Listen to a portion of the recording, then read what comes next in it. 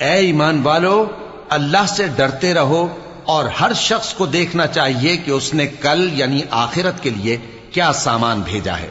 اور ہم پھر کہتے ہیں کہ اللہ سے ڈرتے رہو، بے شک اللہ تمہارے سب اعمال سے خبردار ہے۔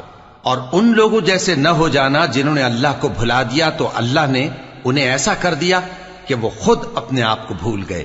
یہی لوگ ہیں نافرمان۔ اہل دوزخ اور اہل بہشت برابر نہیں، اہل بہشت ہی کامیابی حاصل کرنے والے ہیں۔ اگر ہم یہ قرآن کسی پہاڑ پر نازل کرتے تو تم اس کو دیکھتے کہ اللہ کے خوف سے دبا اور پھٹا جاتا ہے۔ اور یہ مثالیں ہم لوگوں کے لیے بیان کرتے ہیں تاکہ وہ غور کریں۔ وہی اللہ ہے جس کے سوا کوئی معبود نہیں، پوشیدہ اور ظاہر کا جاننے والا، وہ بڑا مہربان ہے، نہایت رحم والا ہے۔ وہی اللہ ہے جس کے سوا کوئی عبادت کے لائق نہیں، بادشاہ حقیقی